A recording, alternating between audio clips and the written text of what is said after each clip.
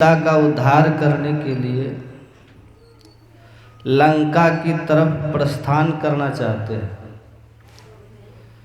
लंका में रहने वाला रावण भगवान का विरोधी है, भगवान का शत्रु है, क्योंकि उसने माँ सीता का हरण किया है।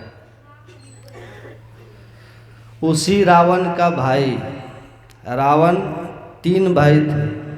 कितना बड़े रावण हैं और मंझले कुंभकर्ण हैं और सबसे छोटे हैं विभीषण। ये 3 भाई हैं। रावण तो लंका के राजा है और कुंभकर्ण के लिए तो आपको मालूम ही है, वो 6 महीना सोता था और 1 दिन जगता था। आज जैसे वो जगता था तो जगते ही महिष और मदिरा भैंसा खाता था और शराब पीता था। कितना शराब पीता था लिखा है रामायण में, कोटि घट। कोटि का मतलब होता है करोड़ और घट मतलब घेला। 1 करोड़ घड़ा शराब पीता था और अनेकों भैंसा खाता था।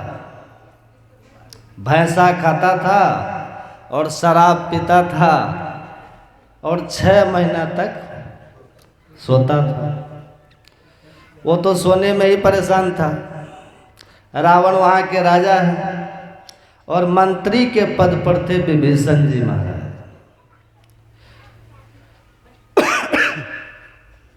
जो सचिव होते हैं, जो मंत्री होते हैं, सचिव के हाथ में सम्राट का भविष्य होता है। सचिव चाहे तो सम्राट को संवार दे और सचिव चाहे तो सम्राट को बर्बाद भी कर दे। ये विभीषण जी महाराज लंका में सचिव के पद पर है, मंत्री है। और भगवान शंकर एक बात कहते हैं, भगवान शंकर कहते हैं, सचिव वैद्य गुरु 3 जो। सुन रहे थे ना पाठ में, प्रिय बोलहि भय आस, राज धर्म तन 3 कर होई बेगहि नाश। भगवान शंकर कहते हैं यदि कोई सचिव है और उसके भीतर में भय है और लोभ है तो निश्चित रूप से राजा का नाश हो जाएगा। उसके हाथ में है ना, सचिव के हाथ में राजा का भविष्य है।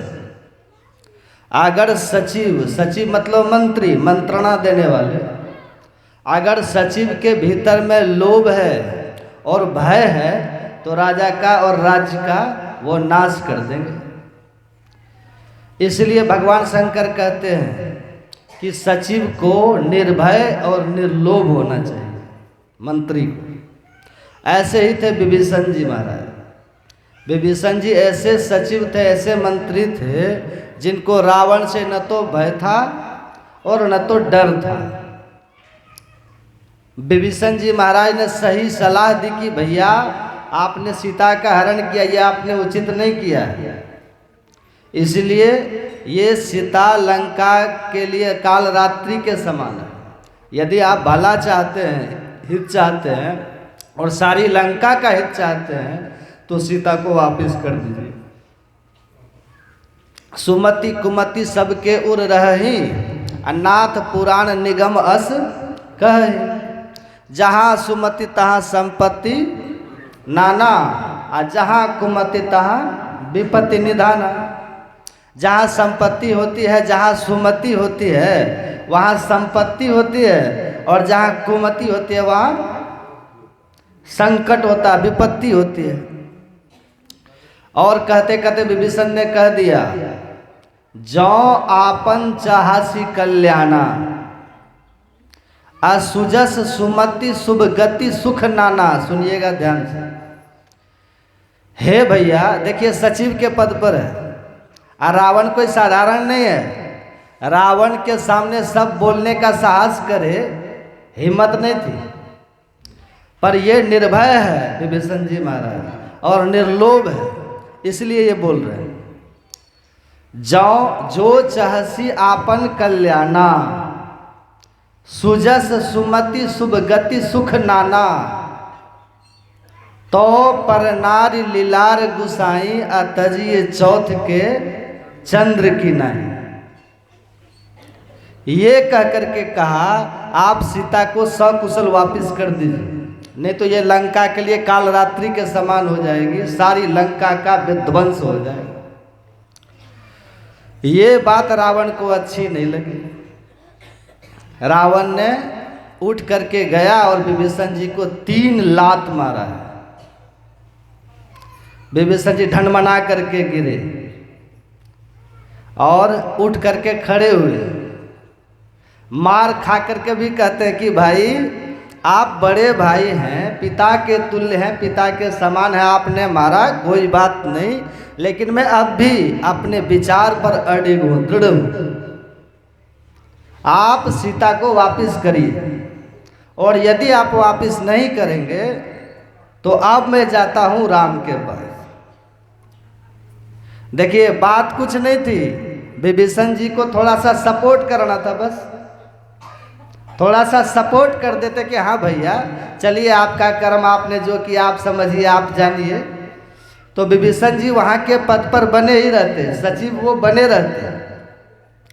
लेकिन भगवान शंकर कहते हैं कि सचिव को निर्भय होना चाहिए, सचिव को निर्लोभ होना चाहिए।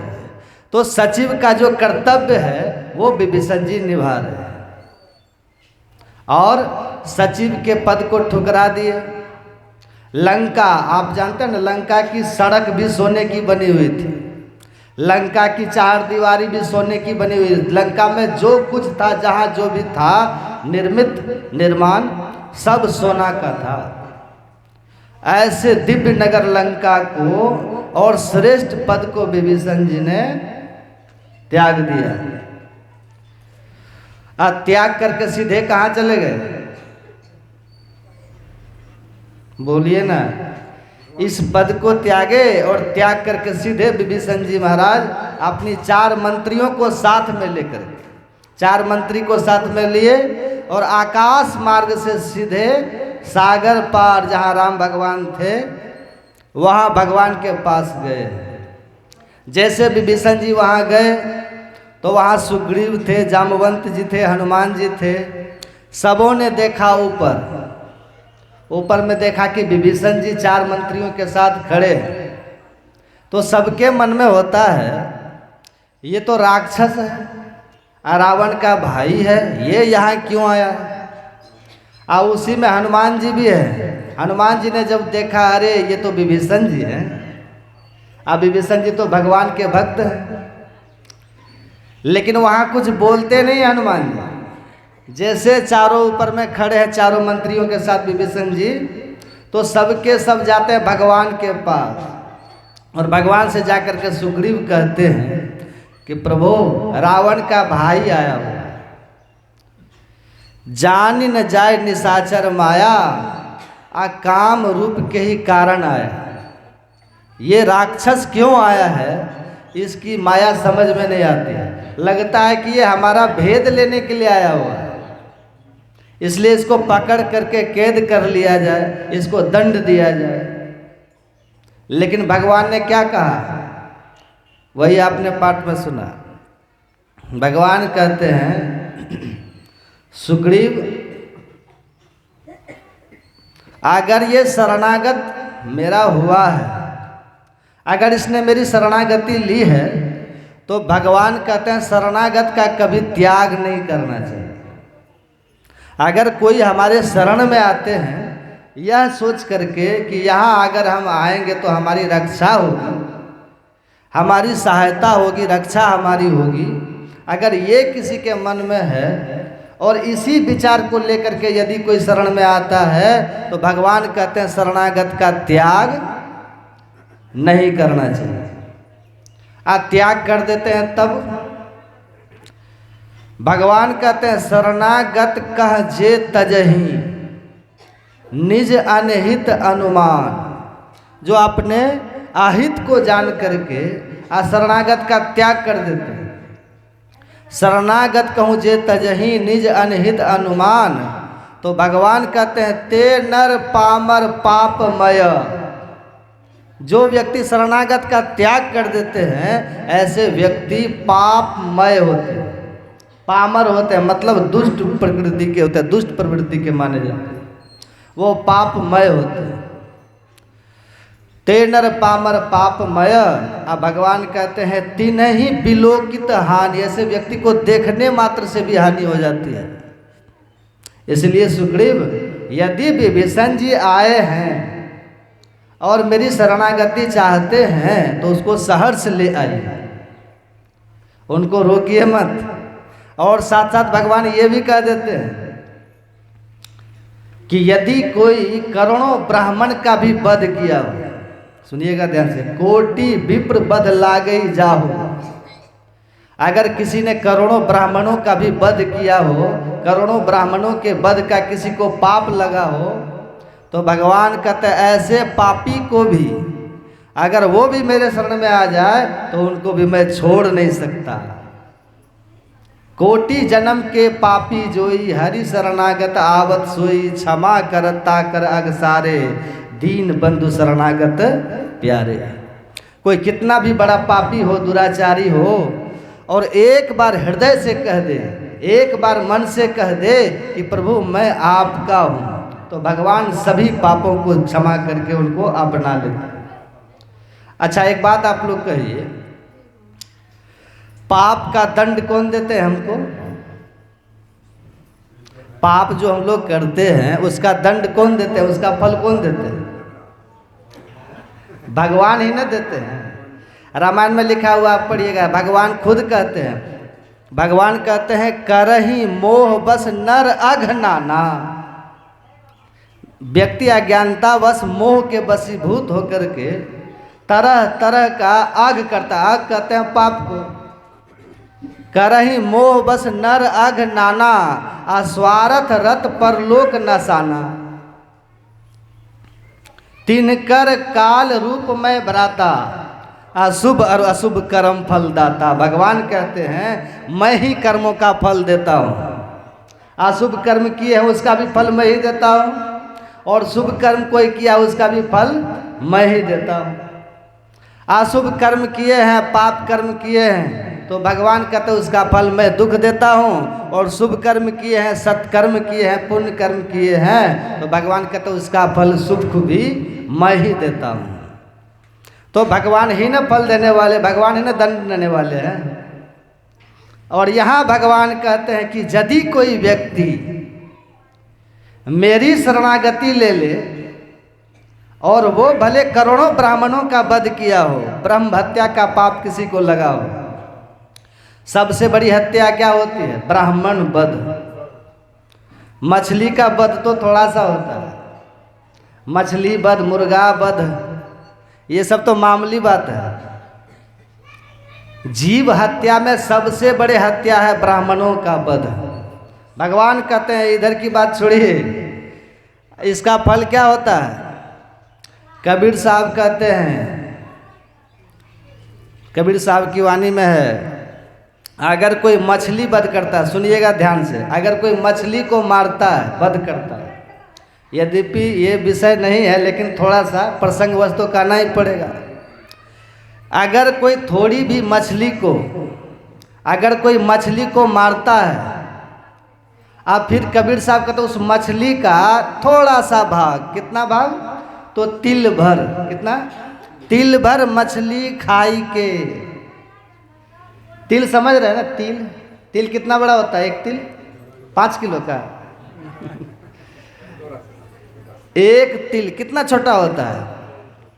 कबीर साहब कहते हैं कोई तिल भर मतलब बहुत कम, अगर उतना भी कोई मछली खा ले, ये क्या हो गया? पाप हो गया ना।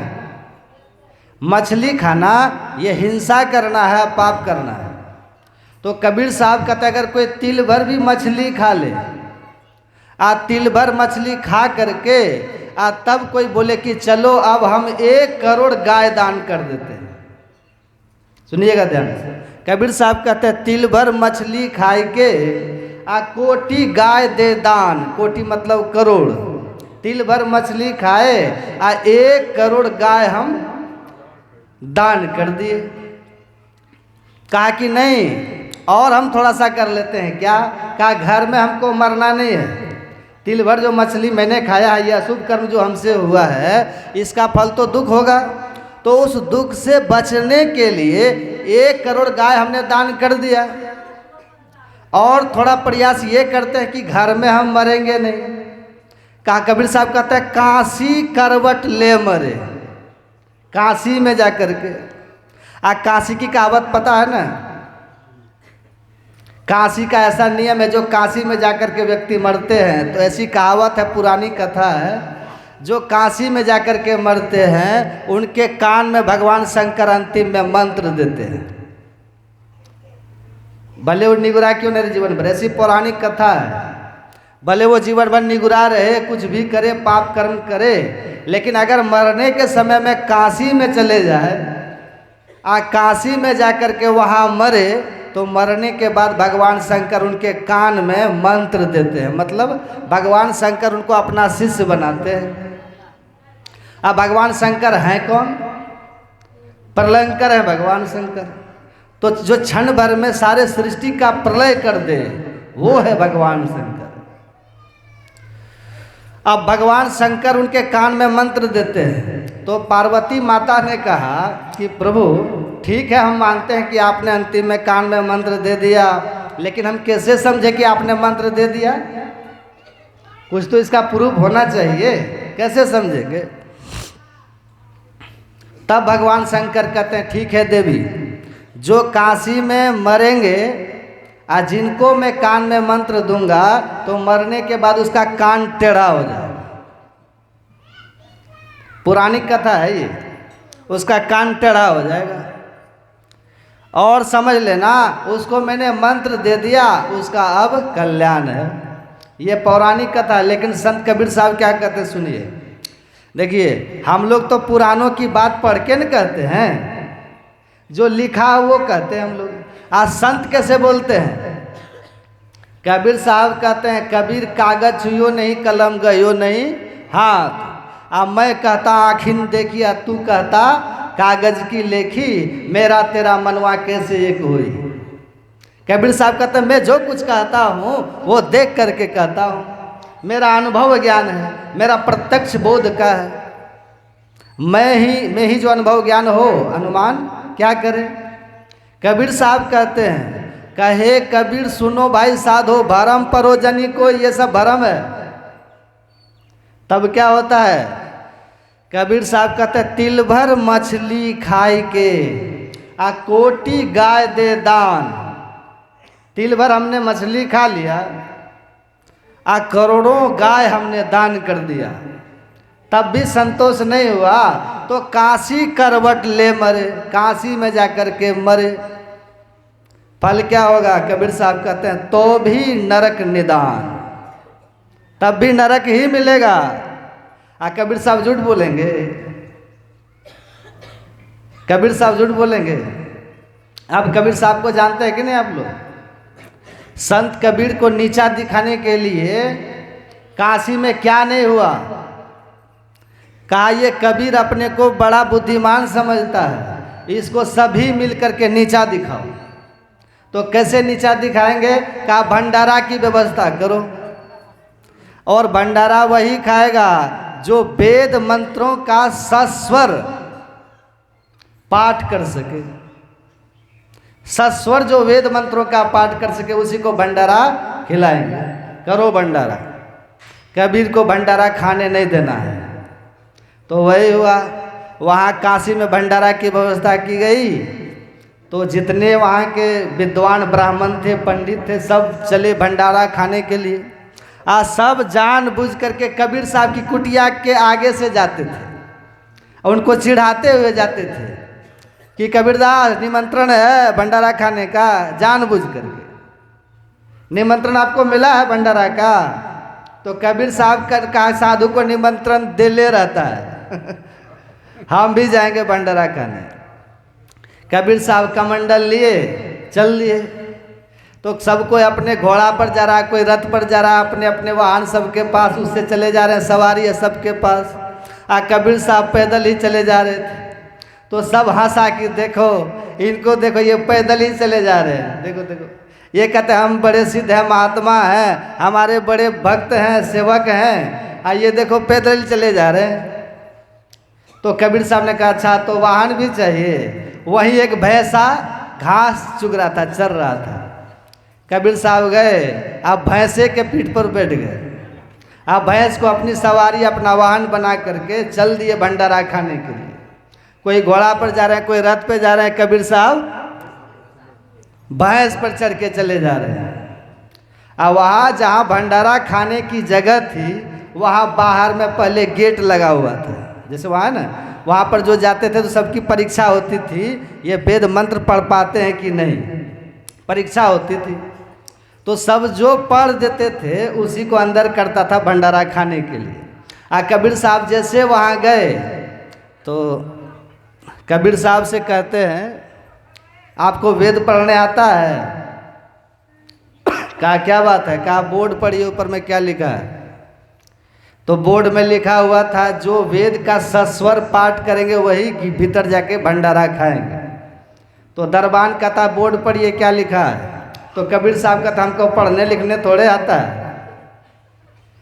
तो वो दरबान कहता है जब आप बोर्ड नहीं पढ़ सकते हैं तो फिर वेद कैसे पढ़िएगा, इसलिए आपको भंडारा नहीं मिलेगा। कहता अच्छा। तो कबीर साहब कहते हैं तो ठीक है, जो वेद पढ़ेगा उसको भंडारा खिलाओगे ना? कहाँ, वो तो शर्ती है, जो वेद पढ़ेगा उसको भंडारा खिलाएंगे। कहा पक्का? कहा पक्का।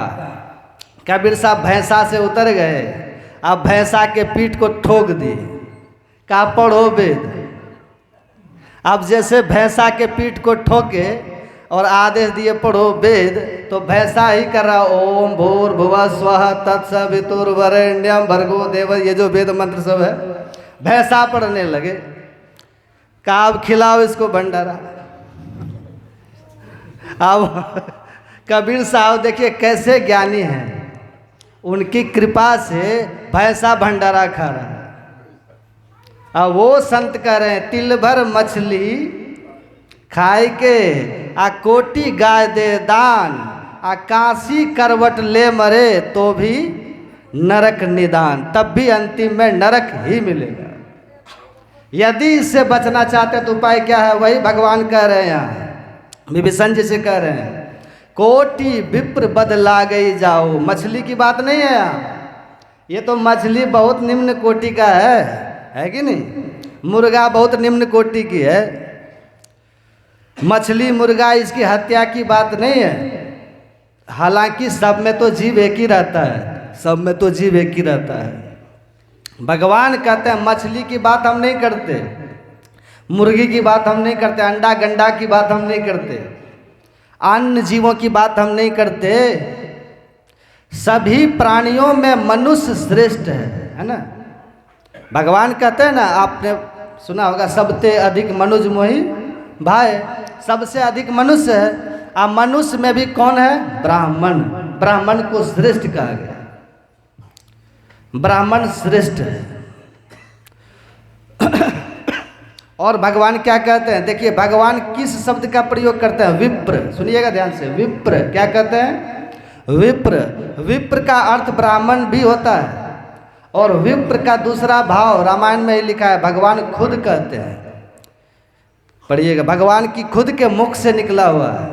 भगवान कहते हैं आप जानिए, सुन रहे हैं ध्यान से, सुनिएगा ध्यान से, सुन रहे हैं ना, एकदम ध्यान से सुनिएगा। भगवान कह रहे हैं आप जनी करहूं विप्र अपमाना। राम बोल रहे हैं आप जनी करहूं विप्र अपमाना, मानहु संत अनंत समान। मतलब विप्र का भाव सीधा भगवान संत से कर रहे हैं, विप्र से सीधा संत। समझिए, तो मनुष्य में सबसे श्रेष्ठ है ब्राह्मण अर्थात संत, और ब्राह्मण है वो भी ठीक है। यदि संत इसका अर्थ हम करें तब तो संत तो फिर सबसे श्रेष्ठ है, सबसे बड़े हैं संत, दूसरा नाम है तीजे 10 अवतार तिन्हें प्रणाम है, ब्रह्मा विष्णु महेश सकल संसार है, अरे हारे पलटू सबके ऊपर संत मुकुट सरदार है, संत सबसे बड़े। तो अब आप लोग विचार कीजिए, अगर ब्राह्मण विप्र का अर्थ ब्राह्मण करते हैं तब भी, आज यदि विप्र का अर्थ संत करते हैं तब भी, भगवान कहते हैं आप मछली की बात यहाँ नहीं है, यहाँ मुर्गी की बात नहीं, यहाँ मृगा की बात नहीं है, यहाँ अन्य जानवरों की पक्षियों की बात नहीं है, यहाँ पेड़ पौधे इनकी बात नहीं है। भगवान कहते हैं अगर किसी ने अपने जीवन में ब्राह्मण का भी वध किया, कितना ब्राह्मण, तो करोड़ों, अगर किसी ने करोड़ों ब्राह्मण का भी वध किया है,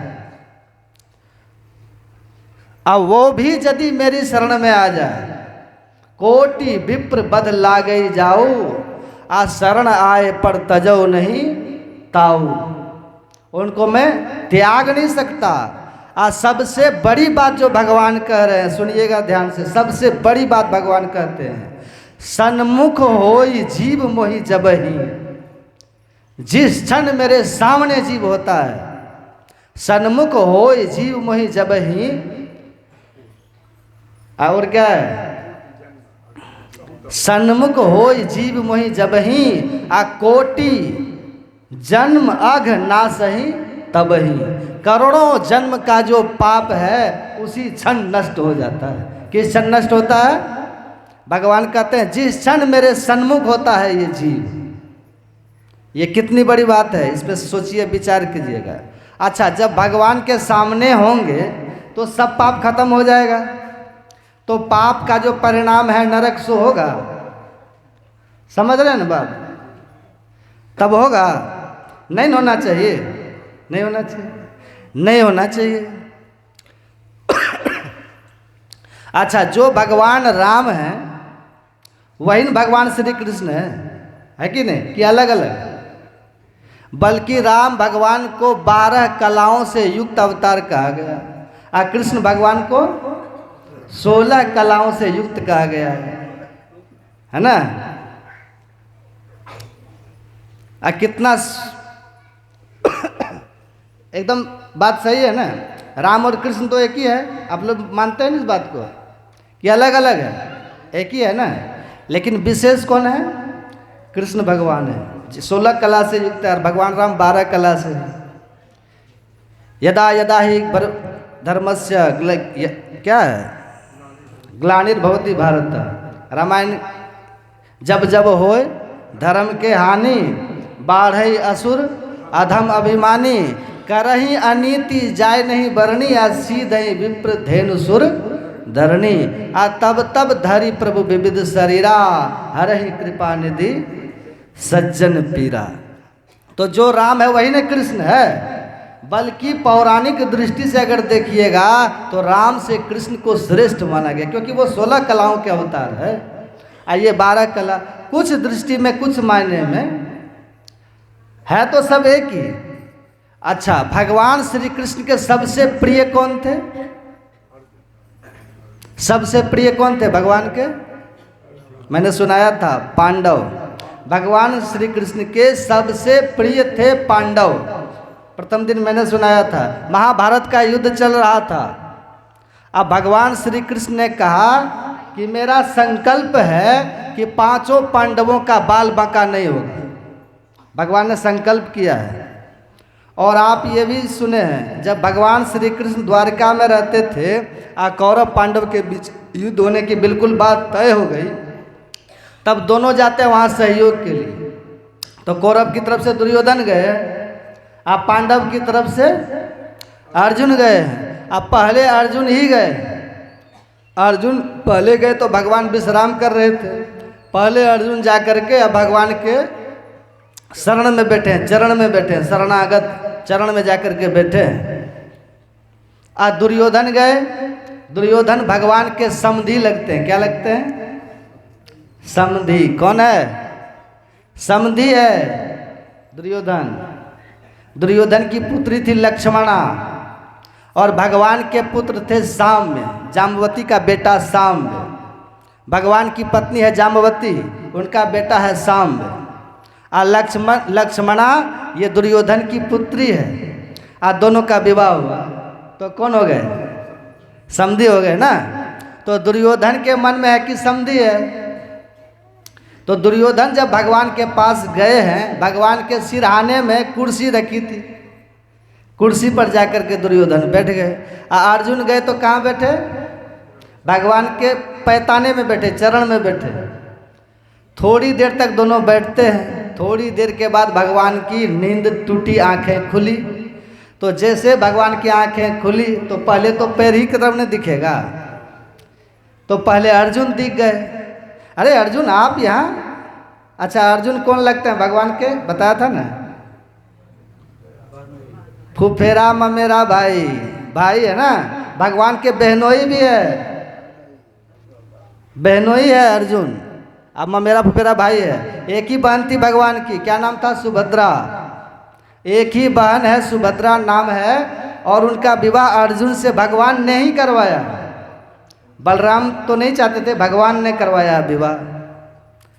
तो भगवान इनके बहनोई, भगवान के बहनोई भी अर्जुन, और साथ साथ फुफेरा भाई, भगवान के सगा फुफेरा भाई हैं अर्जुन। ये कौन है? दुर्योधन, समधी। तो ये बैठे हैं सिरहाने में, अब बहनोई कहाँ बैठे हैं? पैताने में। अब भगवान ने देखा सबसे पहले किनको? अर्जुन को देखा। अरे अर्जुन जी आप यहाँ? हाँ प्रभु। क्यों? सहयोग के लिए, युद्ध होने वाला है, हम आपसे सहयोग चाहते हैं। पीछे से दुर्योधन कहता हाँ समधी जी मैं भी आया हूँ। अच्छा अच्छा आप भी आए हैं? हाँ। आप किस लिए आए? तो मुझे भी आपसे सहयोग लेना है। भगवान कहते हैं मैं हूँ अकेला, सहयोग मांगने के लिए आप दोनों आ गए। कहा हाँ अब आपकी इच्छा है, समधी का साथ दीजिएगा कि बहनोई का साथ दीजिएगा? किसका साथ देते हैं? तब भगवान कहते हैं देखिए आप दोनों आए हैं ना, तो शरणागत का त्याग हम नहीं करते हैं, तो हम दोनों का सहयोग करेंगे। पर एक के पक्ष में मैं रहूँगा और एक के पक्ष में मेरी नारायणी सेना रहेगी। यदुवंशियों की सेना बड़ी शक्तिशालिनी थी। भगवान ने कहा एक पक्ष में मेरी सेना रहेगी और एक पक्ष में मैं रहूँगा। अब पहले भगवान कह देते हैं कि मैं अस्त्र शस्त्र कुछ भी धारण नहीं करूँगा। देखिए भगवान के शरणागत हैं अर्जुन। यहाँ पर राम भगवान क्या कह रहे हैं?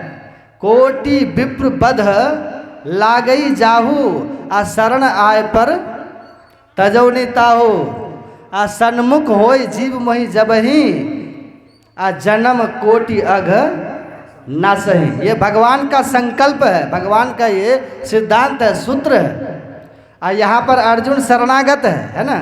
भगवान कहते हैं कि देखिए एक पक्ष में मैं रहूँगा, तो मेरा संकल्प ये है कि मैं जिस पक्ष में रहूँगा उधर अस्त्र शस्त्र कुछ भी धारण मैं नहीं करूँगा, बस मैं रहूँगा।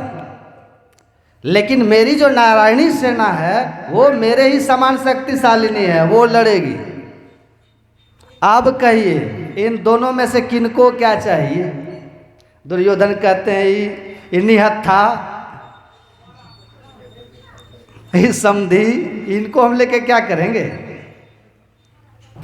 भगवान कहते हैं मैंने पहले अर्जुन को देखा है, इसलिए पहले अर्जुन बोले ये मुझे चाहते हैं या सेना चाहते हैं। अब दुर्योधन के मन में होता है कि यदि ये सेना मांग लेगा, इस निहत्था को हम लेके क्या करेंगे? ये जब लड़ेंगे ही नहीं, ये अस्त्र शस्त्र धारण करेंगे ही नहीं, तो फिर इनको हम लेके की पूजा हम करनी है नहीं, इसको लेके क्या करेंगे? दुर्योधन कहते हैं कि पहले मैं आया हूँ, इसलिए पहले मुझे मांगने दीजिए, पहले मुझे मांगने दीजिए। तो कहते हैं ठीक है आप पहले आए, लेकिन मैंने आपको देखा तो पहले नहीं, मैंने तो आपको पीछे देखा है। पहले मैंने अर्जुन को देखा है, और अर्जुन छोटा भी है ना, छोटे को पहले अधिकार देना चाहिए। अब भीतर में भाव क्या है? ये मेरा बहनोई है, बहनोई से थोड़ा ज़्यादा प्रेम होता है, नहीं होता है? ये मेरा छोटा है तो छोटा को पहले अधिकार देना चाहिए मांगने का। आप बड़े हैं, भगवान ने दुर्योधन को मना लिया और तब मना करके अब अर्जुन से कहते हैं बोलो। आज सुन लो पहले शर्त, मैं लड़ूंगा नहीं, बस रहूंगा, पर मेरी सेना लड़ेगी, मैं नहीं। अब तुमको क्या चाहिए सो बोलो। तो अर्जुन ने क्या मांगा? अर्जुन ने कहा कि बस प्रभु मुझे तो आप चाहिए। कहा फिर से सुन लो, मैं लड़ूंगा नहीं, मैं अस्त्र शस्त्र धारण नहीं करूंगा।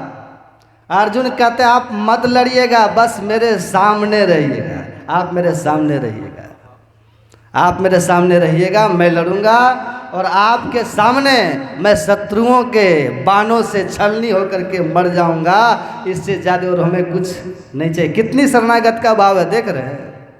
भगवान क्या कहते हैं? सन्मुख होय जीव मोहि जबहि, आ जन्म कोटि अघ नासै तबहि। भगवान ने कह दिया ठीक है। आज जैसे अर्जुन ने कहा कि मुझे आप चाहिए, दुर्योधन प्रसन्न हो गया कि चलो मैं जो चाहता था वही हुआ, मुझे तो सेना चाहिए। अर्जुन भी प्रसन्न है, दुर्योधन भी प्रसन्न है। भगवान श्री कृष्ण ने कहा कि ठीक है समझी जी, आप सेना मेरी ले जाइए। सेना ले जाते हैं। सेना जैसे लेकर के दुर्योधन वहाँ से गया, इधर भगवान कहते हैं अर्जुन से, भगवान कहते हैं अर्जुन भूल तुमसे हो गई, तूने गलती कर दी, भूल तुमसे हो गई, अब निधि रहेगा उदास। अब माखन दुर्योधन ले गया, अब छाछ तुम्हारे पास। जो असली था सेना वो तो दुर्योधन लेके चला गया। अब ये छाछ जो लड़ेगा ही नहीं, जो अस्त्र शस्त्र धारण करेगा ही नहीं, उसको लेकर के तुम क्या करोगे? अब इसके परिणाम में तुमको दुखी रहना पड़ेगा, उदास हताश निराश रहना पड़ेगा। लेकिन दुर्योधन अर्जुन साधारण नहीं है। जब भगवान ने ये कहा माखन दुर्योधन ले गया, छाछ तुम्हारे पास, तो अर्जुन कहते हैं अर्जुन कहते हैं मुझसे भूल हुई नहीं, अब भक्त नहीं होत उदास। अब माखन लेकर क्या करेंगे जब माखन चोर है मेरे पास?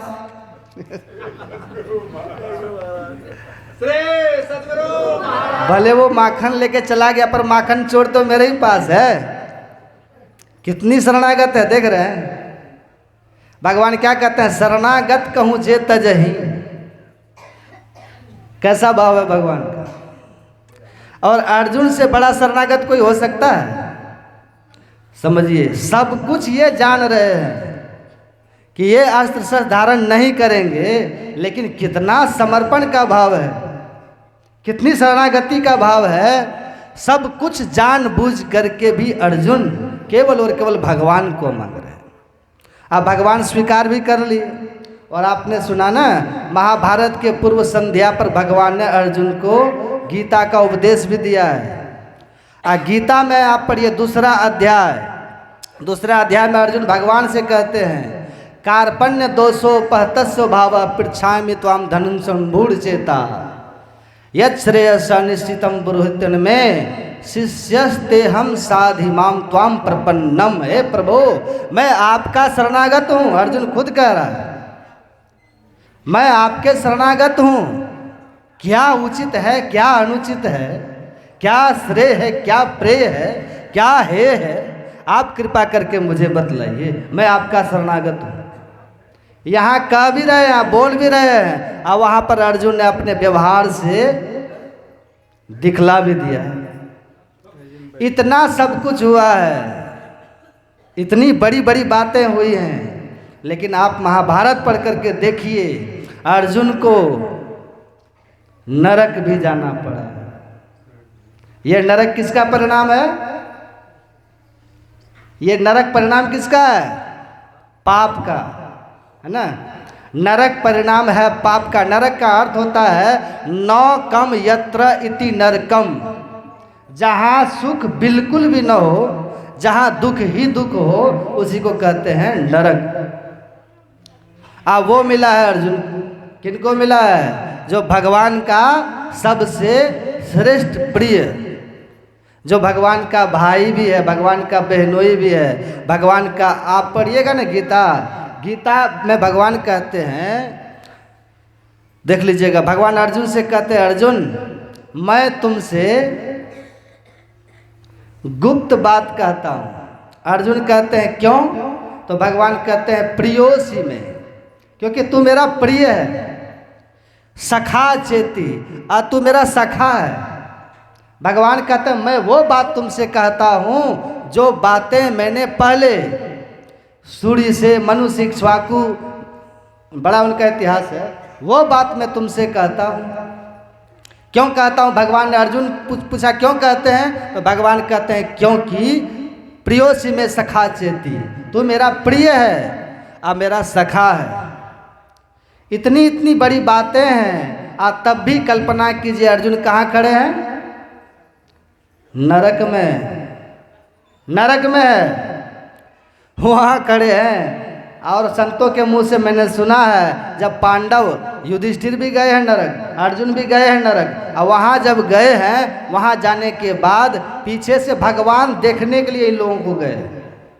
और जब देखने के लिए वहाँ गए तो अर्जुन दौड़ करके भगवान के पास आते हैं, भगवान को प्रणाम करते हैं।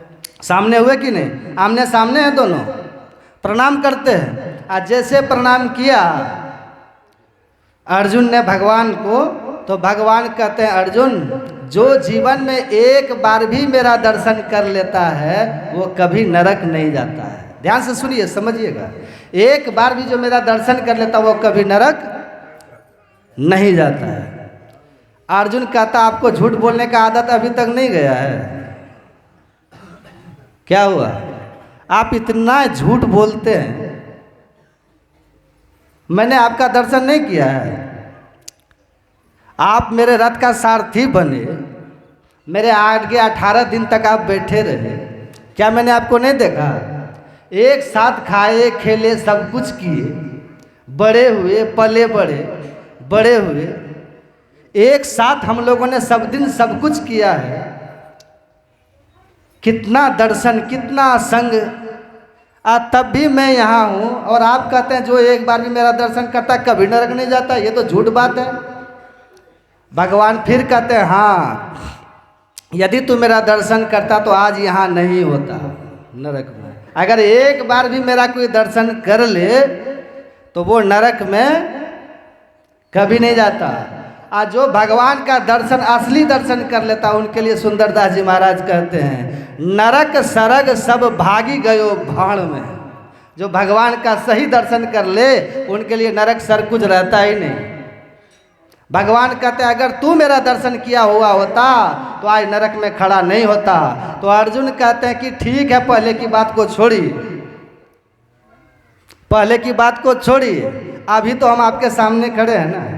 यहाँ राम भगवान क्या कर रहे हैं? सन्मुख होई जीव मोहि जब ही, देख रहे हैं ना बात, समझ रहे हैं ना? सन्मुख होई जीव मोहि जब ही, या जन्म कोटि अघ ना सही तब ही। पाप रहेगा तो नरक रहेगा, पाप खत्म तो नरक रहेगा। आमने सामने खड़े हैं। अर्जुन कहते हैं चलिए पहले की बात को छोड़ दीजिए भगवान, अभी तो मैं आपके सामने खड़ा हूँ, अभी तो मैं आपका दर्शन कर रहा हूँ, अभी तो मैं आपको देख रहा हूँ। तब भगवान कहते हैं अर्जुन आप भी तू मुझे नहीं देख रहा है। समझ रहे हैं बात? आप भी तू मुझे नहीं देख रहा है। आज जो तू देख रहा है ना वो मैं हूँ ही नहीं, वो मेरा शरीर है। अव्यक्तम व्यक्तिमापन्नम मन्नन्ते माम बुद्धयः परम भावम अजानन्त में। भगवान कहते हैं जो मूर्ख लोग है ना वो मुझे से देहधारी समझता है, व्यक्त समझता है। वास्तव में भगवान कहते हैं मैं शरीर से रहित हूँ, मैं अशरीरी हूँ और मैं अव्यक्त हूँ। मैं उस अव्यक्त रूप को, जो मेरे उस रूप को देख लेता है, फिर उनके लिए नरक स्वर्ग संसार में कुछ भी नहीं रहता। समझ रहे हैं बात? यहाँ भगवान क्या कह रहे हैं? सन्मुख हो जीव मोहि जब ही, आ जन्म कोटि अघ ना सही तब ही। यहाँ पर अर्जुन सामने खड़े। इसका मतलब ये हुआ कि भगवान के कहने का भाव कुछ और है। अब विभीषण जी ने लास्ट में क्या कहा? विभीषण जी ने कहा, पहले भगवान ने कहा कहूँ लंकेश सहित परिवारा कुशल कुठार बास तुम्हारा। लंकेश, भगवान विभीषण जी को जो संबोधन करते हैं, देखिए, कहूँ लंकेश सहित परिवारा, हे लंकेश कहो तुम्हारा संपूर्ण परिवार कुशल तो है। विभीषण जी बगल में खड़े थे, ये सुग्रीव जी बगल में खड़े हैं। सुग्रीव जी कहते हैं कि लगता है भगवान को सही ज्ञान नहीं हुआ, सही ज्ञान नहीं है। सुग्रीव के मन में हो रहा है।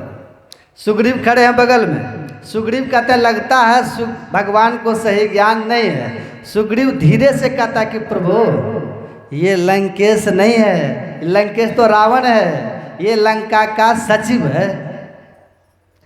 आप इसको लंकेश क्यों कह रहे हैं?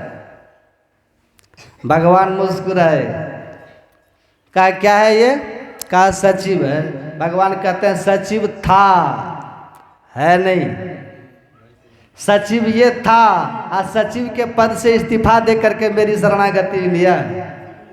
भगवान कहते ये सचिव था और अब ये लंकेश हो गया। हो गया, होंगे नहीं, लंकेश हो गया।